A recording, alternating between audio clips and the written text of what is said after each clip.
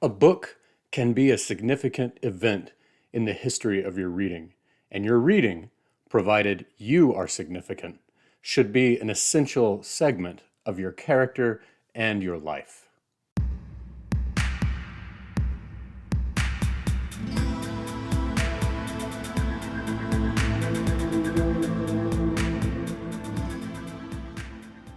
Hey everybody, thank you for watching Leaf by Leaf. Today I'm going to be talking about William Gass's essay collection, A Temple of Texts. Now, before I get started on this book, let me go ahead and head off the inevitable question. Yes, I have read The Tunnel. I read it in 2018. It was one of the most amazing reading experiences of my life. I don't think there is a better meditation on and ultimately a refutation and ridicule of bigotry and hate in fictional literature, at least that I can think of.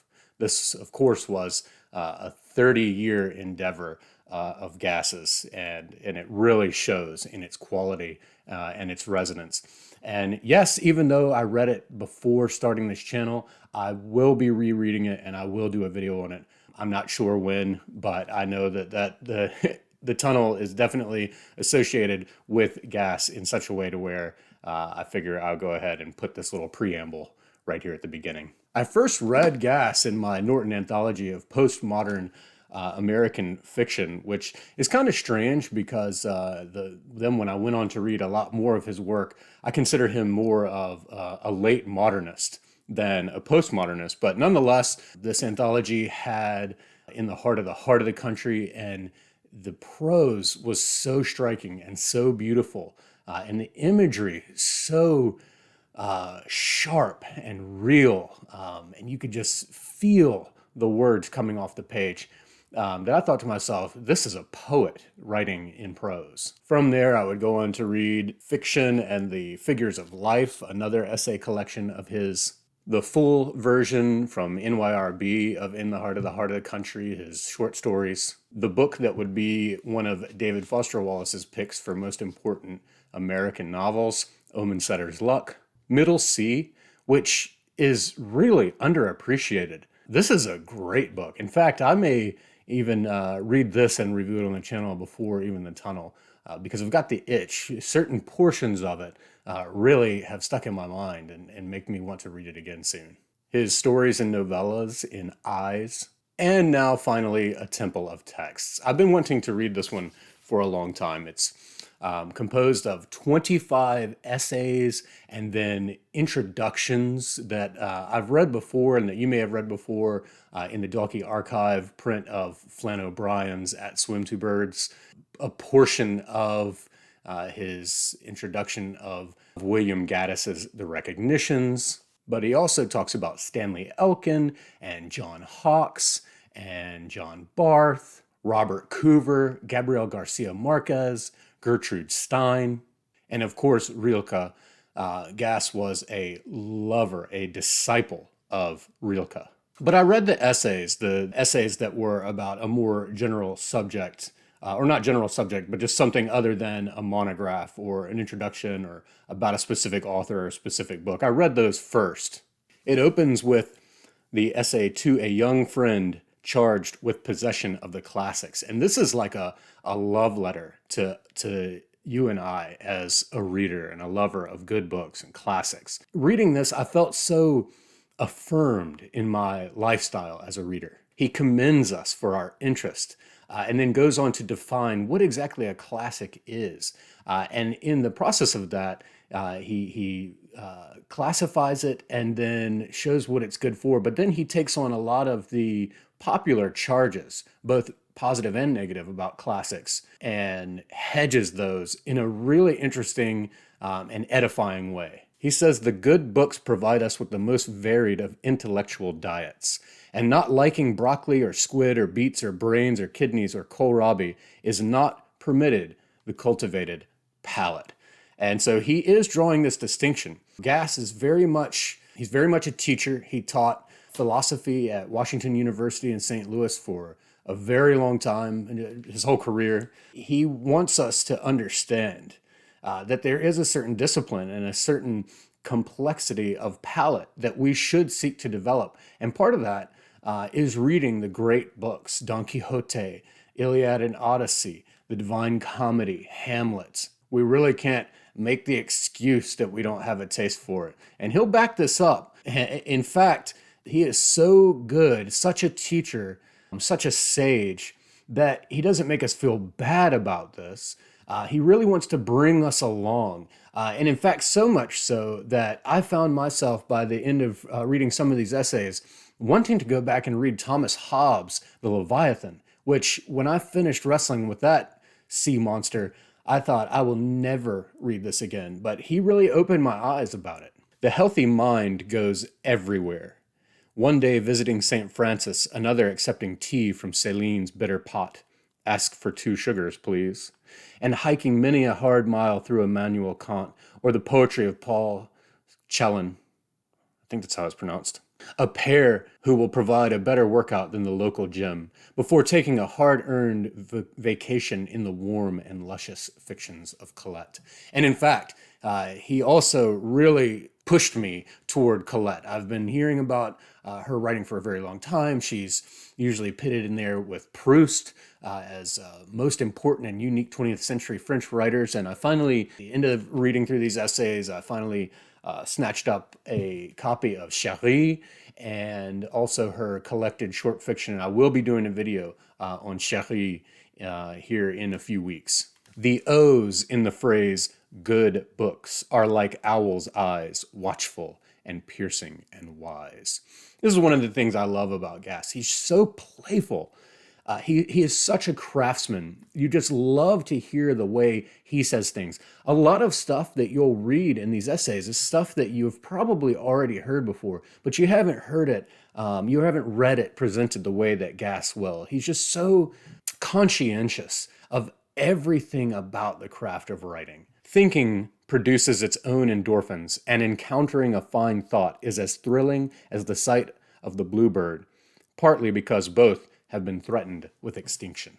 In his next essay, Influence, at first I thought this was going to be sort of a rejoinder to Bloom's popular theory, and in part it is, but it's more of a Montaigne-like approach. He's taking influence, kind of the way he takes blue in his essay on being blue, and he sort of just riffs on it. And he argues in favor of coincidental influence. So sort of contra Bloom, he uses an anecdote of writer Elias Canetti and shows how, in hindsight, it would appear that Canetti totally ripped off this other author, but he had not read that author at all before creating his only novel, Autodafé. This also ends up being a sort of preface to the next essay, which is the title work, A Temple of Texts. But in Influence, he makes an important statement that we would all do well to keep in mind. He says, if you enjoy the opinions you possess, if they give you a glow, be suspicious. They may be possessing you. An opinion should be treated like a guest who is likely to stay too late and drink all the whiskey.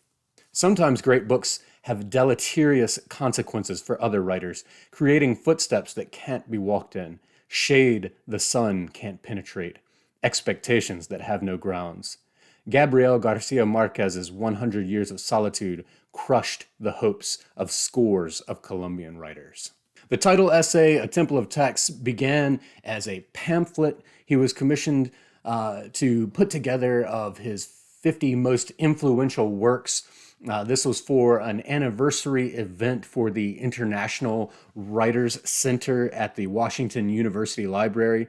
I was actually just yesterday, I say this so nonchalantly, but it still blows me away that this happens. But I was talking on the phone with Michael Silverblatt again yesterday and mentioned that I was getting ready to do a video on this essay collection. And he said for me to please tell everybody that the Sotweed Factor was originally on the list. And it was a really unfortunate thing that somehow it got left out. Silverblatt is a huge fan of John Barth, but more so later in this book, you will see that so is Gass. Gass even talks about how He was going to find a book in the library, and as he was browsing the spines, finding the decimal code of the book he was looking for, he came across the Sotwig Factor, started reading it, couldn't put it down, completely abandoned the book he was after, and just lived in the Sotweed Factor. And he also brings in the Sotweed Factor in On Being Blue. What you will find here is not his list of the 50 best books, but the 50 books that for Gass as a writer, he found most influential. And so he makes the point that, he's left out Don Quixote and he's left out Proust, but obviously they would be on the list otherwise. Rilke, of course, gets 4 of the 50. What you'll find is that Gass is a master of the blurb. In a single paragraph, which he does for each of the 50, he can compel you to want to read them, no matter what the book is. Like I said, with Hobbes's Leviathan, he says the prose is unequaled in English philosophy. And I never really thought about that before, thinking about it as an artistic object to be appreciated, and not just for the thought. And in fact, Gass does a great job making a distinction between truthfulness and taste. In other words, a book may not be true at all, but it imparts good taste to the reader. You'll see that Thucydides is on here, Hobbes, like I said, Kant, Lawrence Sterne, Tristram Shandy, but also Virginia Woolf's diaries. He makes a compelling case for Shakespeare's Antony and Cleopatra over any number of other works of Shakespeare's. At the end of his little blurb for Ben Jonson's The Alchemist, he says, "The true alchemists do not change lead into gold. They change the world into words." Jose Lozano Limo's Paradiso is in here. It says, "The Latin American literary boom has heard the firing of many cannons, but none sounds more loudly in my ears than Paradiso." Of Thomas Mann's The Magic Mountain, he says, "The Magic Mountain is a work I have read more often than any other novel." Of Flaubert's letters, he says, "If I had any advice to give a young writer, I would suggest an enraptured reading of these letters." Of Henry James's notebooks, he says, "The workshop of Henry James was the third major classroom of my writer's education. Flaubert's letters were the first course, Gertrude Stein's lectures and stories made up the curriculum of the second, and James's notebooks would constitute the third." Of his Rilke love, he says, "I became a Rilke junkie. I cannot let many days pass without having a fix." This is an essay collection that will cause you to buy other books.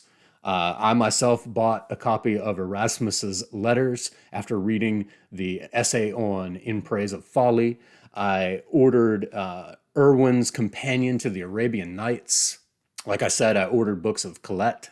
I ordered Donald Frame's study of Rabelais. Since I acquired his study on Montaigne, I've had to have that too. And Elias Canetti's Auto da Fe. And I will also be getting his 3-volume autobiography. Gass is just, again, such a great writer. Even in his nonfiction, he is so creative and so original, so fresh. Here is a portion from his essay on Gargantua and Pantagruel. "To meet new words is to encounter new wonders. Nor should we be deceived as we read by coarseness, indulgence, logorrhea.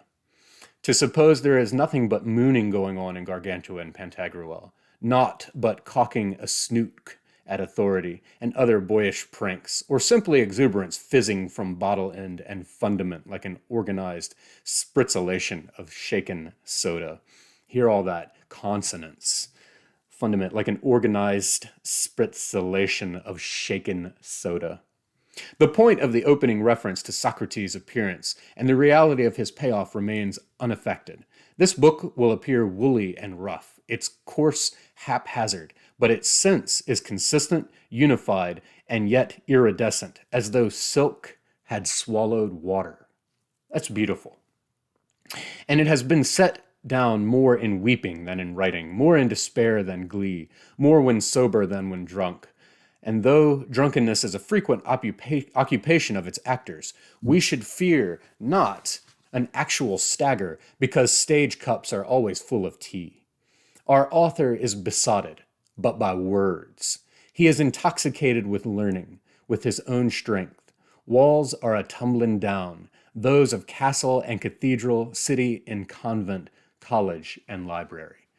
Amazing. He's a wordsmith. Of Robert Burton's The Anatomy of Melancholy, he says, in Robert Burton, these impulses blew like winds. No one was ever more an arena for the contest between what was pagan and what was pious, what seemed demonstrable to science and mathematics, or what seemed sensible upon textual scrutiny, and harmonious with settled doctrine, than this nonconformist clergyman, this quiet monkish man who would pursue secular studies behind the walls of a famous college, a skeptic whose credulity was a welcome you could count on, a pessimist and melancholic whose great celebrational comedy will last as many years as its 1,000 pages. And this is also another of Gass's introductions that appears in the NYRB edition of Burton's Anatomy of Melancholy. I am still struggling to grasp Gertrude Stein, as I've talked about in other videos. I'm not giving up, but she still eludes me. For Gass, however, he was pierced early on and really came to understand what she was doing and her greatness from her work, 3 Lives. And he has an essay dedicated to 3 Lives. And he talks about how when he started reading 3 Lives, he would go on reading right on through the night in an actual sweat of wonder and revelation I would experience with this work and no other. And Gass is very sensitive to the written word. In a later essay on sacred texts, he does a great job pitting organized religions and their sacred texts against art and showing the similarities of the university and professors versus the church and the clergy and their respective sacred texts. And he is a disciple of art. In a defense of the book, he defends the book as physical object.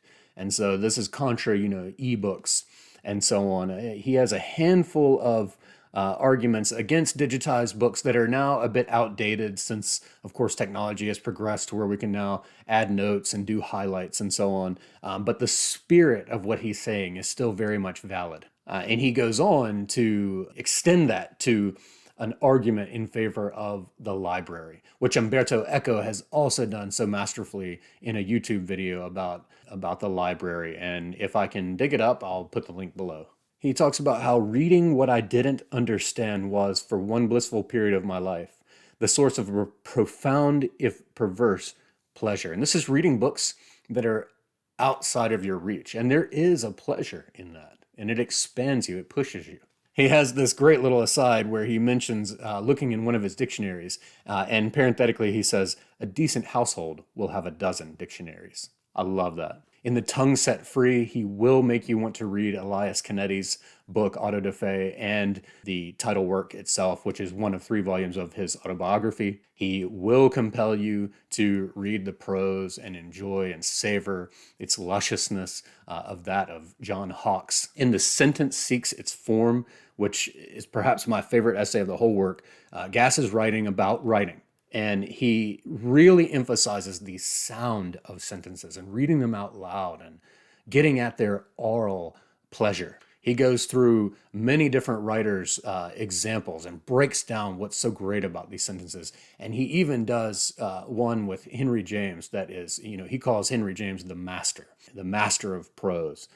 He even includes some of Thoreau metaphrasts, Thoreau's 1973-75 essay on his stance in literature and writing. But he says, language is speech before it is anything. It is born of babble and shaped by imitating other sounds.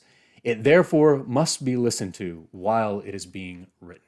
And I've been thinking a lot about this, and especially, I was telling someone the other day that when poetry really came alive for me is when I finally started reading it out loud in a strong, clear voice. The sentence, through you, seeks its form, and its form is the endeavoring of a desire, the outline of a feeling, the description of a perception, the construction of a concept, the dreaming of an image.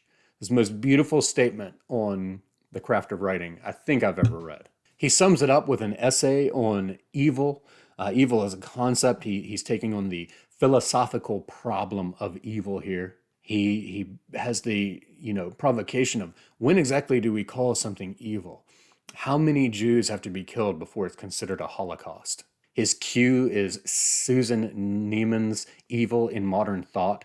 It's sort of a expanded book review, but also his extension of the arguments as well as his praise of that book. In the end, he defines evil as a man-made concept and puts the onus on each individual, each one of us, and sharpens and brings into focus our real responsibility for the life that we experience.